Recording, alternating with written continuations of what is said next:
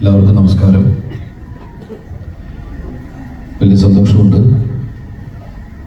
ഇങ്ങനൊരു ചടങ്ങിന് വരാൻ സാധിച്ചത്. ഇന്നലെയും ഒരു ചടങ്ങുണ്ടായിരുന്നു. അത് രണ്ടുപേരും ഈ വിഷ്ണുവും ബിബിനും ഒരുമിച്ച് നടന്നിരുന്ന ആൾക്കാരാണ്. ഇപ്പം ഇവരെ കൂടുതലും രണ്ട് സ്ഥലത്തായിട്ടാണ് കണ്ടുകൊണ്ടിരിക്കണേ. പക്ഷെ ഇവർ എന്ത് ചെയ്താലും നമുക്ക് കണക്കപ്പുറത്തേക്ക് അവരത്രയും പ്രിയപ്പെട്ടവരാണ്. നമുക്ക് അറിയാലോ. ബിബിനാണെങ്കിലും നമുക്ക് വലിയ സന്തോഷമുണ്ട് ബിബിൻ അത് പറഞ്ഞതിൽ. അതെന്ന് വെച്ചാൽ നീ പറഞ്ഞ മറ്റേ സംഭവമല്ല കേട്ടോ. അതിൽ ഞാൻ നീ ഇവിടെ സിമ്പിളായിട്ട് നിൽക്കരുത്, പറയേണ്ട കാര്യം ഉണ്ടായിരുന്നില്ല, അതുകൊണ്ട് ഞാൻ ചെവി പറഞ്ഞത്. പക്ഷെ ഇപ്പോ കൂടുതലൊന്നും പറയണ്ടെന്നല്ലേ പറയുന്നത്, എല്ലാവരും വിഷല് കാണുന്നുണ്ടെന്നാണല്ലോ പറയുന്നത്.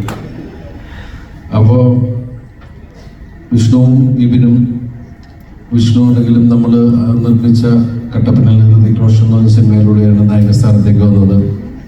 അതുപോലെ ബിബിനും, ഇവർ രണ്ടും ശരിക്കും പറഞ്ഞാൽ ഗംഭീര എഴുത്തുകാരായി മാറേണ്ട രണ്ടുപേരായിരുന്നു. പക്ഷേ അവർ വേറെ രീതിക്ക് തിരിഞ്ഞ് നടക്കുകയാണ്. വീണ്ടും ഇവർ വരും എന്നാണ് നമ്മുടെ പ്രതീക്ഷ. എന്ന് വെച്ചാൽ ഈ ചെയ്യുന്ന കാര്യങ്ങൾ മോശമാണ് എന്നുള്ളതല്ല ഞാൻ പറയുന്നത്. അവർക്ക് ആ മിടുക്കുണ്ട്, ആ ടാലന്റ് കളയരുത് എന്നുള്ളതാണ് ഞാനിവിടെ പറഞ്ഞത്.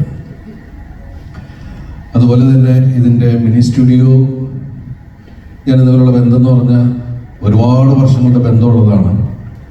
കോവിഡിനൊക്കെ മുമ്പ് തന്നെ മിനി സ്റ്റുഡിയോ വിനോദും ഞാനും ശരിക്കൊരു സിനിമ ചെയ്യാനുള്ള കാര്യങ്ങളൊക്കെ ഏർപ്പാടായി. അങ്ങനെ 2-3 സബ്ജക്റ്റുകളായി. പക്ഷെ പിന്നീട് നിങ്ങൾ ആ സിനിമകൾ വേറെ രീതിയിൽ കാണുകയുണ്ടായി.